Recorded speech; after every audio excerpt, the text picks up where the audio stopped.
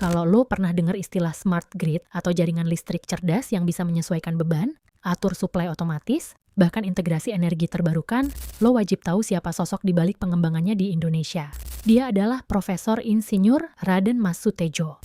Profesor Sutejo aktif dari karier teknik awal di tahun 1926 hingga minimal akhir 1950-an dalam peran akademik dan kepemimpinan di ITB, dan melanjutkan kontribusi hingga kematiannya pada 25 April 1981.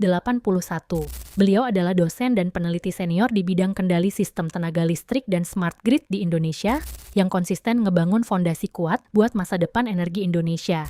Nggak cuma ngajar teori di kelas, beliau juga aktif meneliti dan bikin simulasi kendali sistem listrik dengan model real-time. Apa fokus risetnya? Kendali beban otomatis, distribusi energi terintegrasi, integrasi pembangkit energi terbarukan kayak solar and wind, dan bahkan simulasi kestabilan sistem smart grid untuk skala nasional. Salah satu kontribusi keren beliau adalah pengembangan model kendali optimal untuk sistem distribusi listrik dengan banyak sumber daya atau microgrid. Bayangin, dalam satu sistem ada energi dari PLTS, turbin angin, genset, dan baterai. Semuanya dikontrol otomatis supaya hemat, stabil, dan nggak ngerusak peralatan.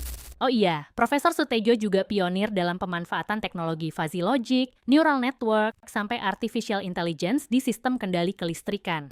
Yap, beliau udah ngomongin AI buat kontrol listrik sebelum AI jadi tren kayak sekarang. Beliau juga jadi narasumber aktif dalam forum-forum nasional dan internasional soal energi pintar dan keberlanjutan.